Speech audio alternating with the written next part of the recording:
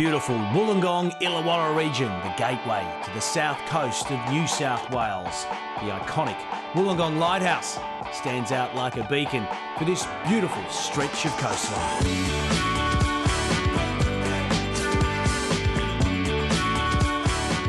The Sea Cliff and Bridge, along with Grand Pacific Drive, one of the most beautiful stretches of road in Australia. So here we are at Port Kembla, and Grant Wilkinson, a sweep with Allura, joins me in commentary. Grant, great to have you along for the ride. Huge day, considering what's at stake. Yeah, thanks, Jim. It's great to be here. It is a huge day representing Australia, the greatest honour you can have. Well, let's get back into action of round 4. Helensburgh Stanwell Park, so much riding on this crew coming into the event. Plenty to do for them. Mooloolaba obviously in this one as well. Also Moruya, they're the sweep being Gavin Hunt. They're looking for vital points in the race to try and catch North Cottesloe. These crew from the west doing ever so well at the event here to be the Australian representative, and Palm Beach with plenty of work to do. Matty Giblin and his crew obviously looking for something of an upset. In round 4, of course, after this, it is elimination time for several of the crews as we cut the field down. Grant, as always, the start, ever so important. North Cottesloe again, showing how it's done. You see North Cottesloe there, good start. Mooloolaba just getting checked by that little wave there. Another one looked like building up in front of them. One in front here for, looks like Helensburgh and Palm Beach as well, just clearing over the top of that. Yeah, you're riding on board with Helensburgh Stanwell Park. This crew, so much expectation coming into this one. You can see they've found it hard to get through the initial shore break. Yeah, and you can see the pumps where they're working on Mooloolaba's boat, just showing how much water actually goes in. Even when you hit a small little wave, the boat still fills up with water. Well, it's a real who's who round, this one, isn't it? Because so many of these crews are riding at the top of the point score at the moment. So the result here could have a huge influence on who is on top. That's exactly right. And when you look at the calibre of people in this race, you've got the crew on board with here, Helensburgh, Stanwell Park. They're the current Australian under-23 women's champions. They've stepped up this year into the open division. North Cottesloe here we see. There's 2 Olympians in this crew, 2 former Olympians, silver and bronze medalists. And you've got Sally Kehoe in the Maria crew here, just going around the boys now, looks like. She's fresh from 2 Olympic Games, Beijing and London, so there's no shortage of quality rowers in this field. Oh, talent right across the beach in each crew. And North Cots, well, they're in lead again. Look at them in the far left of screen there. They've gotten away the Mermaids well ahead in the race here because they are on top. And another win here will only see them go further away in this race for national selection. Yeah, they've had a very good start, North Cottesloe. And you see Mooloolaba there just slowly pegging them back. Alley 1, Mooloolaba, it's a good alley on the way out, but probably not the favoured alley coming back in. Well, Helensburgh Stanwell Park with plenty of work to be done as they look across and see the field. They have to make up a lot of work here because they need the points to stay in touch with North Cots, which is just streeting the field here. Look at them get away here, Grant. You look to see the power on the legs there. They're really chasing this run. There's not much out there. The little runs that pop up, you've got to make the most of. And they're North Cottesloe really making every post a winner. You can hear the sweep willing his crew on. He knows they need the points. It's desperate times here with North Cottesloe steaming away. Look at them. So smooth, so clinical. Got a nice little runner all the way in. They cannot be caught. That's maximum points again from the girls from the west, North Cottesloe. Now the race is on in earnest. Can Helensburgh Stanwell get this runner? Oh, they've got it here, Grant. Look at them. Look like Palm Beach just going sideways off the back of that wave, and it'll turn into a race to the finish with Stanwell Park and Maria here. Maria's still in their seats and rowing. That'll give them the advantage across the finish line. It's very tight racing there for everyone. Oh, proving the race is never won until it's done. Palm Beach, the crew that needed to score something of an upset, falling off that wave and slewing sideways, which has allowed Moruya and Helensburgh to pick up vital points. But it's North Cottesloe with another win. Yeah, Northcott just showing their class there, powering away on that tiny little wave and pulling away from the rest of the field. Well done. All of us through our crew at North Cottesloe, we've all come from a stillwater rowing background, so yeah, we've all had sort of national team gigs in one way or another. We've all spent plenty of years out on the river, so in a roundabout way we've all ended up at Northcott rowing surf boats, and we're loving it. It's totally different, like lots of parallels, but yeah, we're loving the just the excitement and the fun that gets thrown in with the surf boat rowing compared to the river boats, really. I mean, over in the west we don't get sort of huge amounts of surf, so we do, have to do a little bit of training on the river, which can be, having come from a riverboat background to then rowing a surf boat on the rivers, a little bit of hard work. But yeah, it's been a good transition. I think we definitely enjoy rowing in the surf now. We sort of always find any opportunity we can to find some waves and get out amongst in whatever they sort of throw up at us. We're pretty good. We've got the wind down pat. We usually get the sea breeze in the afternoon, so we get plenty of time out in the wind, but not so much the surf. So we're loving it today. It's really, really good. Let's head back into the action now in Heat 2 of Round 4. Bulgola lines up, of course, they're against the might of DY from the northern beaches of Sydney. Steve Scott, the sweep of that crew. Allura, we've lost our co-commentator Grant Wilkinson. He's had to duck down. He's the sweep of the Allura Wilco crew, of course, with a big job ahead if they're to keep alive in the competition. Tacking Point, much a similar story for them as well, while Tugan are looking for a big result. The twins, Bathing-Swaite twins, the bookends from Bow and Stroke.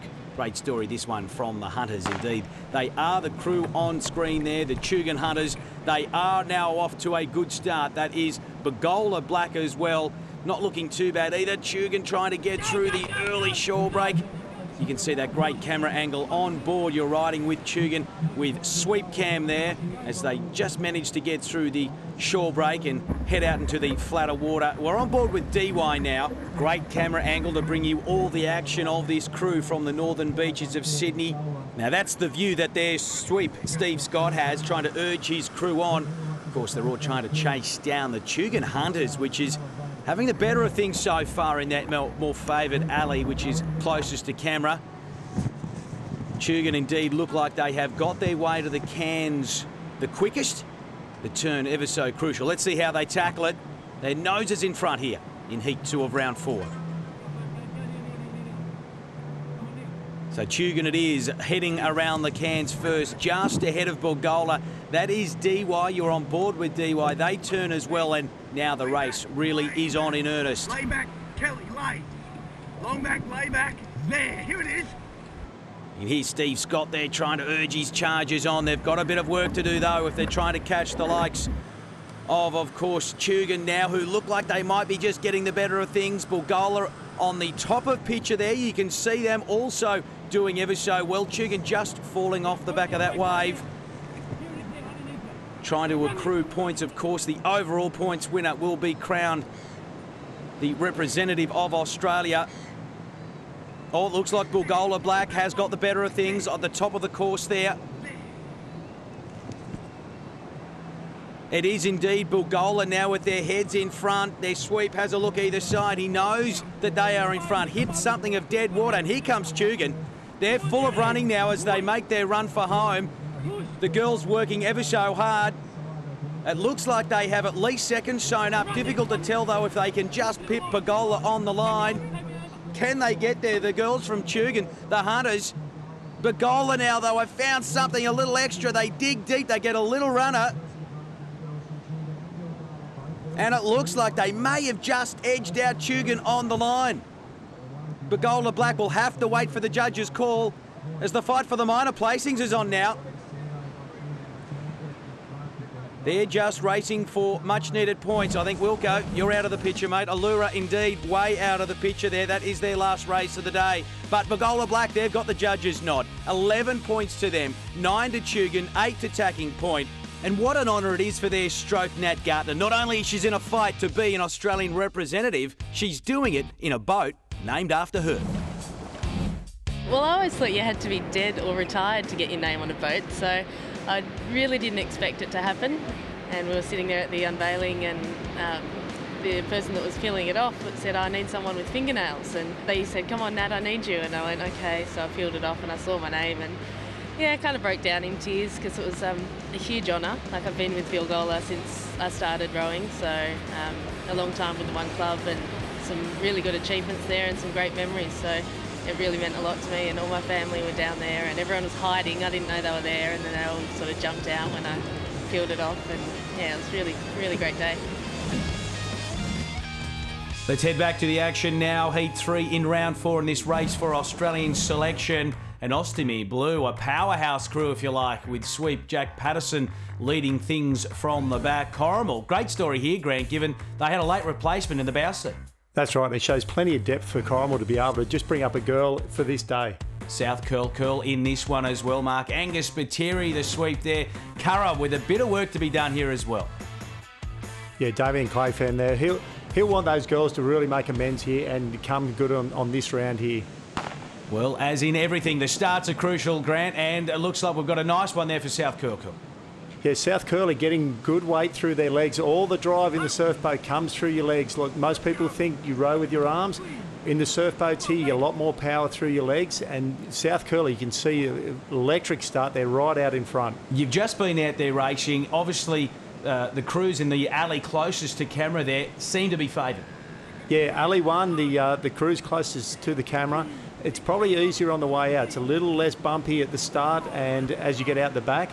Of course, whatever's good on the way out and nice and smooth is bad coming in. That means no waves. You'll see the alleys as we go further down the screen. Ostomere in alley 4 there, they'll have the pick of the waves. And probably on this one, alley 2, Corrimal, they're in the favoured alley for the day.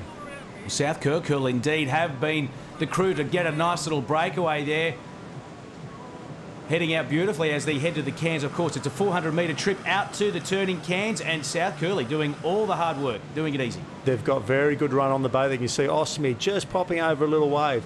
Every time you go over a swell like that, and you see Corrimal there the same, it just takes that little bit of run off the boat. South Curly haven't got to worry about that. They've got a nice smooth run out, but again, whether that translates to a fast run home was in the lap of the gods, in the lap of the sea gods. And of course, at the cans, Grant, you can't win the race from here, but you can lose it.